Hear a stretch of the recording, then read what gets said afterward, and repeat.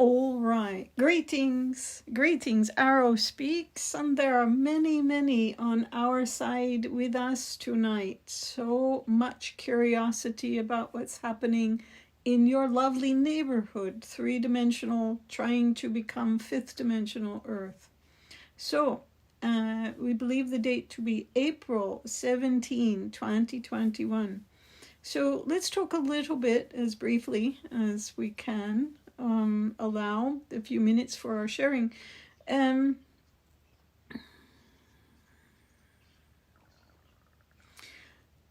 is shifting, as we've talked about before, and throughout 2020, 2021, and 2022, it's going to have particular focus points throughout those 3 years. And you're about to hit, we're excited to share because our channel always says this is really important. You're about to hit a wave of energy that is going to impact your abundance. Now, when we talk about abundance, we do mean money, but we also mean abundance energetically, vibrationally, because money is an energy.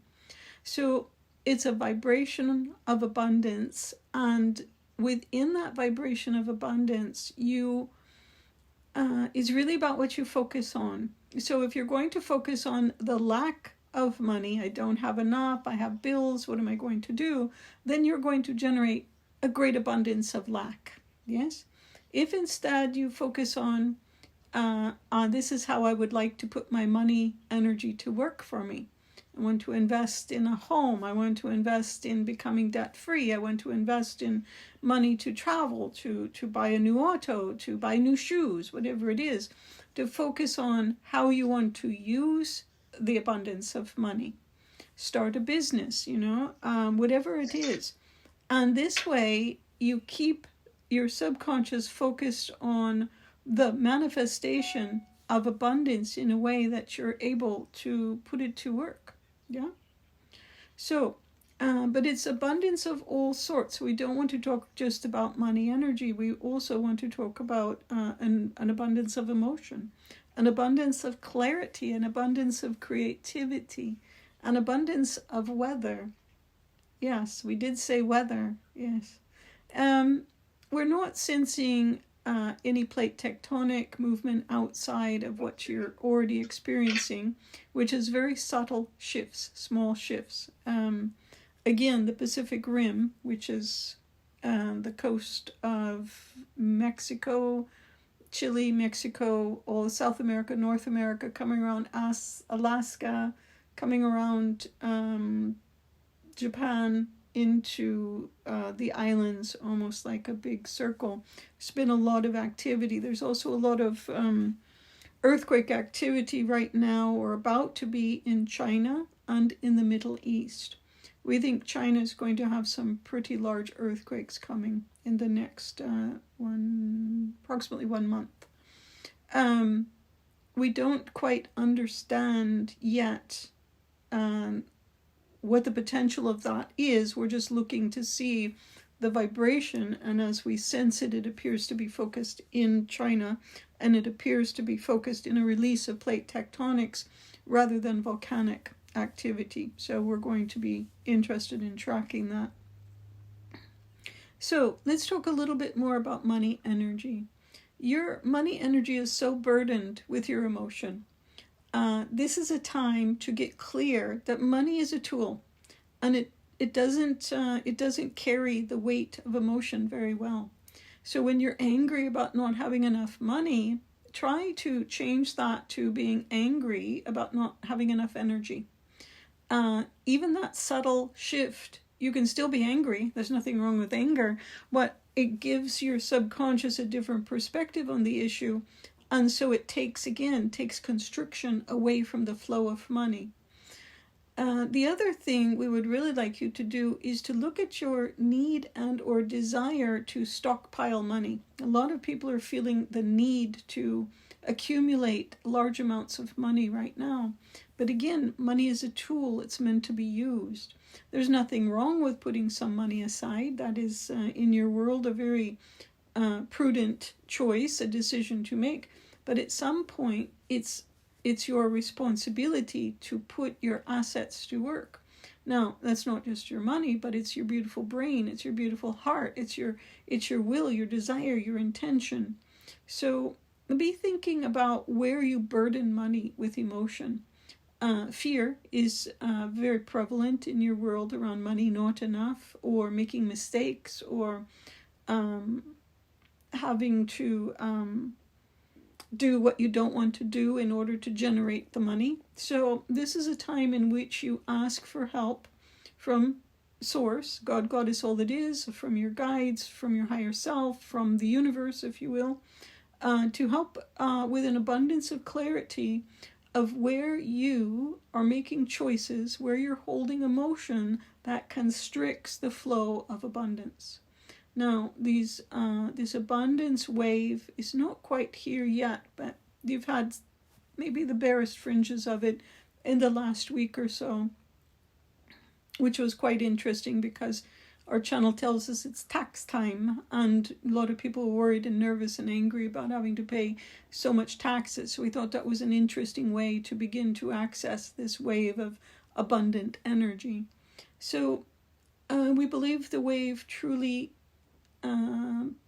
hits, this is the 17th, about the 23rd of April, would be fully immersed, and for about 3 weeks of your time. We don't know exactly. Now, that doesn't mean it's not available to you until that, and it's not available to you after that. What we're saying is that above and beyond what you're generating with your own map of what you want to create in this life and in this reality, in addition to that is a wave of energy available for you to use to expand what you're already doing in terms of abundance. So abundance of work, abundance of opportunity, abundance of money, however you want to put the focus on it. So since you've just got your toes wet in this vibration, now's a really good time to be reviewing where you're at peace with abundance and where you're not, where your receiving is challenged and where you more freely receive, where you burden yourself with having to demonstrate and prove by earning, which is a face of fear, or where you co-create with ease and elegance. So that is our sharing for this evening. We wanted it to be brief because we wanted to have a little more time to answer questions this evening. So we're going to begin by calling upon Vincent. Vincent, are you present? Yes, I am. I'm present. Greetings, dear one. What would you speak of? I think I'd like to talk about, speaking of abundance, I feel like that's happening. And I guess I would like to, maybe I'll leave it to you. I know right now is a really stressful time in my life, fighting, just having to devote all my resources right now to passing my classes and getting 4 papers in. And so you have an abundance of homework, is what you're saying? I have an abundance of homework. Yes. And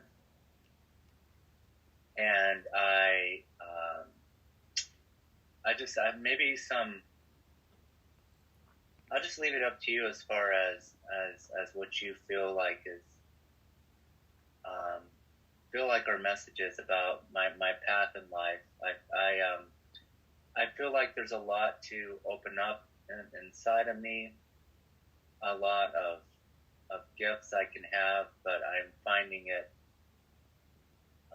But there's a lot of We would talk to you about shifting perspective, because when we work with your energy, most often the perspective is this is there's a constriction that I have to overcome, or that's in my way for me having what I want. And instead, we want you to start thinking in terms of opportunities to grow, opportunities to challenge yourself. So, for example, the homework, The only reason you have homework is because you're involved in expanding your education, which is an opportunity. Now, you've had moments of procrastination in the past few months, so your homework has piled up, and now you're facing the reality of, I have not given enough time and attention to this. So instead of beating yourself up or punishing yourself with more procrastination, instead, remember, I chose this, I wanted this, and I am more than capable of completing this. So turn it into an opportunity to test your strength of clarity, your strength of focus, and your strength of meeting an agreed upon commitment. Yeah. You have a tendency to fall back into self-punishment, being angry and frustrated with self, disappointed in self, and instead, what we want you to recognize is that is the old pattern. And the new pattern can shift into, yeah, I waited, and I'm going to deal with that now. Take responsibility and hold yourself accountable for the choice you make, and at the same time, ask for help. Yeah, I waited too long, and now I could really use some help in generating some clarity. The other thing for you is that when you become frustrated with yourself that you've in particular waited too long, you tend to be harsh with yourself, and that makes you very ineffective. What we mean by that is you will sit and you're like, I can't get up from the desk or the computer until this is done, which just puts your inner child and inner adolescence into complete rebellion, and you don't get much accomplished. Instead, create a pattern of 45 minutes where you set a timer for 45 minutes, which is approximately the greatest length that the human mind can hold a complete focus, 45 minutes. And when the timer goes off, get up, stretch, get a snack, walk around for 15 minutes, come back, or 5 or 10, whichever you like, set the timer for 45 minutes and focus again. That way, it's not like I have to get it all done and I can't, and overwhelming yourself. It's just impossible. It's impossible, and generating the fear and the resistance. Instead, you commit to 45 minutes at a time, doing the very best that you can. You will be amazed at how quickly this will push you through the resistance and what you'll be able to accomplish. Yeah. Thank you. I do feel like my inner child's rebelling a lot. Yeah. I'm like, don't do anything until I get this done. Yes. And that's not real, is it? That's not real. It's not working. It never will work, because your inner child's like, wait, I'm not the one that broke my word to myself, so why are you punishing me? Yeah. So do something fun. If you have a small ball, what is it, where you kick it with your foot? We don't know what that's called, but some people did that at the college when the channel went, as a distraction. Skateboarding was a distraction. Walking in nature, a distraction. Listening to music, sometimes dancing to the music. Yeah. So incorporate some physical release, because you're sitting, really focusing the mental energy, and the body wants to be back in balance, and your inner child always wants to be moving.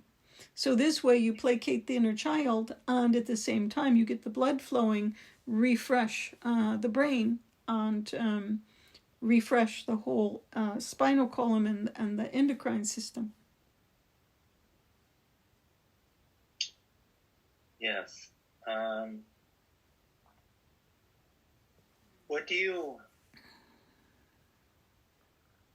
What else would you advise for me at this kind of, I feel like this is a pivotal time, really. One day at a time. Yeah, take it one day at a time. You tend to overwhelm. You tend to go into the either or. Either I'm succeeding or I'm failing. Either I'm doing well or I'm not doing well. Either I'm happy or I'm terribly unhappy. We want you to start living closer to the moment, to where I am at peace in this moment. There's things that I want. I want to get my homework done. I want to have time with my friends. I want to have fun. But right now, I am at peace. So keep acknowledging your status in the moment, which is well. You are well. And start recognizing the tendency to go into the either or And as soon as you do that, how you judge yourself as bad and wrong, and then how that starts up the addictive behavior. Yeah. So if you avoid judging yourself as bad and wrong, you won't be triggering the addictive behavior as much. Balance makes your life so much easier, so much sweeter. Truly. It's you as an individual. Humanity as a whole, but you in particular.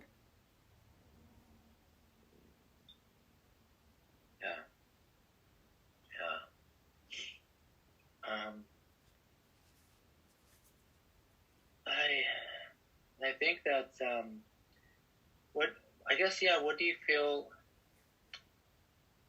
Anything else you want to speak as far as what's going on to my body, or any other words of wisdom that you feel like? Yeah. So to remember that the body's a mirror, it generates nothing at all. This is a landing place. The generation, we don't care what it is. We don't care if it's cancer. We don't care if it's a broken bone. We don't care if it's a broken heart. It's generated in the etheric, the mental, the emotional body, and it lands in the physical. And so being angry or frustrated with the body that it's not performing up to your standards is counterproductive, because the body exists only to serve you. And so instead, to start not treating the symptom, but do your best to treat the source. Find and treat the source. So for you, your cortisol levels are really high because you've been judging yourself. You've gone to the either or that we were talking about, and you've generated this big wave of fear of failure.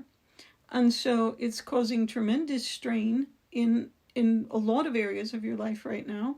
We don't sense that you're sleeping well. We don't sense that you're eating well. We don't sense that you're socializing and balancing that time out. And so these are all things that if you will seek balance, these things, the cortisol will drop and these other areas of your life will become smoother. But it's also part of the addictive personality. The tendency is to forget that I'm generating the environment, the triggers, the switches that are causing me to crave what I'm addicted to. So, and we laid it out for you a few moments ago. When you listen to the recording, you'll be able to hear that if you're making a recording. But basically, when you out of balance yourself and discomfort the body, it triggers the body to seek the addictive substances to create the full sense of comfort that they temporarily provide. Yeah. So this is about a time, the pivot point that you're looking at, and we agree with you, it is upon you, is the pivot point in which you now choose every moment to take responsibility for what you're creating and starting with using the body as a mirror. When my body is stressed, I've generated that by my choices. What are my choices that have led to the body being full of cortisol and out of balance? And how do I acknowledge them, find them, acknowledge them, forgive them, and make different choices? Yeah, so that's the work ahead of you. But you're going to have lots of good company, because that's pretty much the pattern for everyone right now. Yeah. And I guess, obviously, that you have a sense of my course load, the 4 papers and difficulty in getting clarity on the subjects to write about. That's a choice. The information's right there. Choose to receive it. I choose to have complete clarity in the work I'm about to do. It's a powerful thing. It's a powerful choice to make. I ask for help in organizing and understanding the information and presenting it in a way that others can appreciate and understand what I'm sharing. Set an intention before you write the paper. This is what I want to accomplish. I want a good grade. Well, that's nice, but what do you really want? I want those that read my work to appreciate that I have an understanding of the topic. Isn't that what it's about? yeah. For me, it's to just transform people, like whatever I write, to help them be inspired or feel better, or which is hard to do when you're not feeling inspired. Yeah. So first you have to get inspired, and so set the intention. Spend 5 minutes truly focusing on what is it I want this work to represent. And set that as the intention, and then work to fulfill that intention, that goal, that commitment. You have everything you need to succeed. You have the time, you have the information, you have the energy.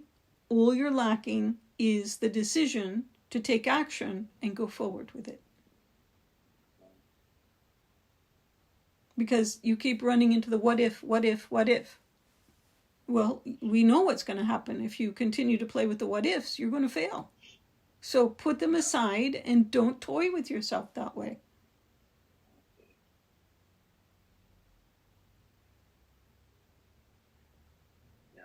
Yeah. So what you're going to have to ask yourself is, do I want the drama or do I want the success? Oh. What am I choosing? And why am I choosing it? I'm choosing the drama because I'm so used to having a lot of drama, and I'm so used to motivating out of time pressure and not enough time, and I'm going to get in trouble, and I'm going to fail. And you use those things like a whip to push yourself. Why? Make a change. Is that pleasant for you at all? No. So instead, put the carrot in front of you, the joy of success, the feeling that I've truly communicated what I wanted to communicate, that people are going to hear and understand. And pull towards that rather than run away from the potential pain. Yeah. That makes sense. Yeah, so just keep saying, I'm choosing to succeed. I'm and everyone here that's listening, be they in this meeting now or listening at some point after the fact, that's exactly what we want you to hear. That success is a choice. So is failure. They both serve you in different ways. But if you're wanting success, choose it. Give yourself permission to succeed, and the tools will be drawn to that. The information, the support, will be drawn to your choice.